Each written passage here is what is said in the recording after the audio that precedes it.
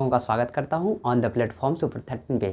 तो कल मैंने आपको क्या बताया था इंग्लिश स्पीकिंग के बारे में। मैंने आपको बताया था कि यदि आप इंग्लिश स्पीकिंग करना चाहते हैं तो आपको 3 चीज़ पता होना चाहिए।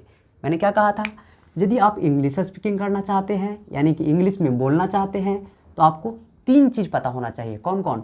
सब्जेक्ट, वर्ब और अदर वर्ड। यदि आपको ये 3 चीज़ पता है तो आप इंग्लिश बोल सकते हैं, जिसमें से मैंने आपको फर्स्ट क्लास में सब्जेक्ट के बारे में सिखा दिया था।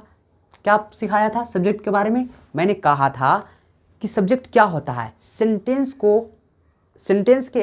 सेंटेंस में फर्स्ट टाइम आने वाला नाउन को ही क्या कहते थे? सब्जेक्ट कहते थे। और यह नाउन हम लोगों को 3 रूपों में देखने के लिए मिलता था। पहला ओरिजिनल नाउन के रूप में, दूसरा प्रोनाउन के रूप में, तीसरा नाउन इक्वल वर्ब के रूप में यानी कि नाउन इक्विवेलेंट के रूप में। और इन तीनों को, नाउन, प्रोनाउन और नाउन इक्विवेलेंट को, हम लोगों ने डिटेल से फर्स्ट क्लास में समझाया था और इसका यूज भी करने के लिए सिखाया था कि आप किस तरीक़ा से डेली लाइफ में इसका स्पीकिंग करने के लिए इंग्लिश में कैसे कर सकते हैं। आई होप आप लोगों ने इसका यूज करना भी सीख गया होगा और यूज कर रहे होंगे।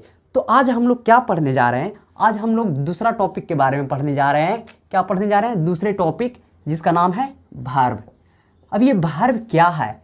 जैसे ही वर्ब हम लोग सुनते हैं तो हम लोगों को बचपन के वो डिफिनेशन याद आता है जो हम लोगों को स्कूल क्लास में पढ़ाया जाता है कि जिसके अंत में ना लगा हुआ रहता है उसी को हम क्या कहते हैं? वर्ब कहते हैं।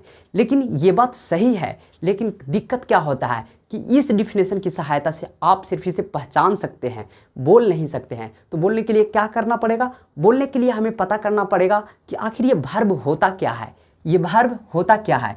तो मैं आपको बता दूं कि ये वर्ब जो है